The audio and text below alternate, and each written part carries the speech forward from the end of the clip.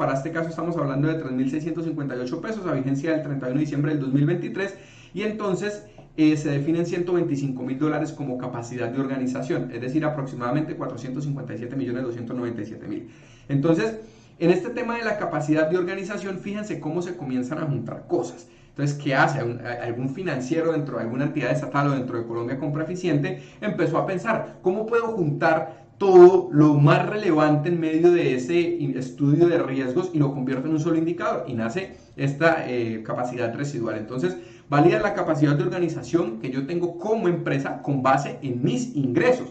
Después de eso se valida con base en la experiencia. Entonces toman toda la experiencia que está consolidada en el registro único de proponentes, la trasladan a un cálculo, es decir, toman la experiencia registrada en el RUP, la dividen sobre el presupuesto oficial estimado y ese valor que da va a ser tenido en cuenta, ¿cierto?, en un puntaje. Entonces se establece que cuando da entre 0 y 3 otorga un puntaje de 60 y luego se va de 20 en 20, 60, 80, 100, 120, obviamente dependiendo del número de veces que la experiencia replique en el presupuesto oficial del contrato.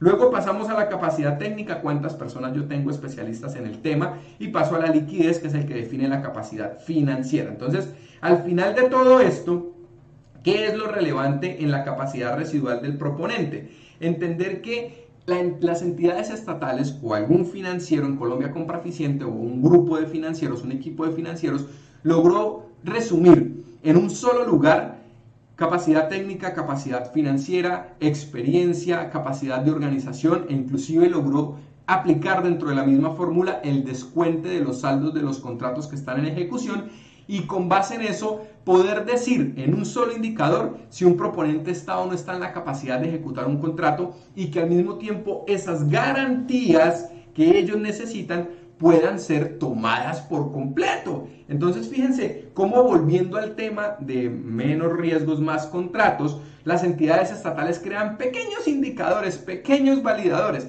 que a veces nosotros no vemos como empresarios, que a veces nosotros no les entregamos importancia o relevancia como empresa y al final solo se terminan como dando o generando ese hincapié que nosotros mismos nos hacemos por el simple hecho de que, oiga, yo no sabía que la capacidad residual se calculaba de esa manera y como no lo sabía, entonces resulta que pues nunca lo tuve en cuenta y cuando llegó el momento de una muy buena licitación de cumplir con la mayoría de cosas, lo pongo entre comillas, nace esa caída o ese golpe o ese knockout de la capacidad residual y resulta que no estoy listo. Simplemente, ¿por qué? Porque no le di seguimiento, porque no lo validé anticipadamente, porque no tuve el contexto de alguna u otra forma anterior y aquí es en donde comienzan a nacer pues ciertos inconvenientes. Entonces, algo clave que necesito que entendamos en el concepto de menos riesgos y más contratos es que yo necesito como proponente evaluarme de la forma en la que me evalúan las entidades. Yo sé que ya lo he repetido un montón de veces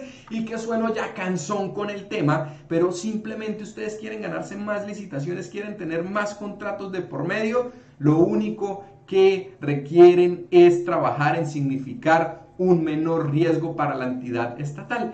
Y esa definición trae implícitas muchas cosas que necesitamos trabajar como empresa. Entonces, mucha atención a menos riesgos, más contratos, porque implícitamente tiene muchas validaciones de por medio. Y esas validaciones de por medio nosotros las hemos centrado junto con Teresa en solo 3 pilares.